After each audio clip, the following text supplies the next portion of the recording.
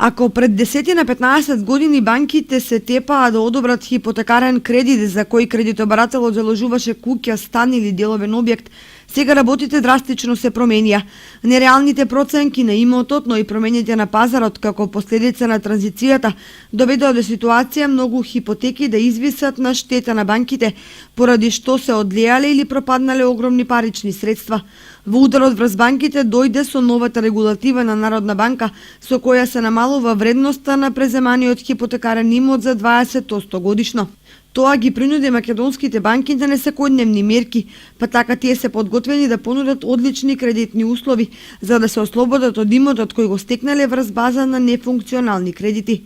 Поедноставно кажано, банките даваат пари за да продадат куќи, станови, делови објекти и други недвижности кои се во нивна сопственост. Од друга страна, новите правила на игра што ги наметна Народната банка на Република Македонија ги натера банките два пати да размислат пред да земат одреден објект како осигурување за даден кредит. Ја мислам дека се користи тие кредити, тачно тоа, за млад свет, поготово за почеток. Добро ви дошло. Според мене, ако му тргне работата на тај или млад човек, ако земе кредит, па и како ќе му тргне.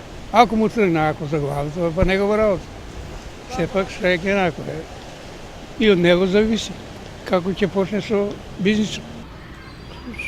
Мислам дека успеат на некој начин префрлат таа хипотека. Банки. Иако никој не дава официјални податоци на колку семејства во регионот по основ на хипотекарни кредити, куќите и становите им останале заложени во банките и на еден начин во нив живеат под кирија, неофицијално бројот надминува 200 случаи. Многумина од нив се борат да ги отплатат кредитните долгови, но одреден број поради тоа што не ги остваруваат планираните приходи, се доведени во безизлезна ситуација. Дека хипотеките не се гаранција за банките да се ги повратат исплатените кредити, зборуваат неколку примери со деловни објекти кои чекајќи да се продадат пропаднаа или се во фаза на пропаѓање. Таков е случајот со еден угостителски објект, потоа стаклената зграда во мало стопанство и други помали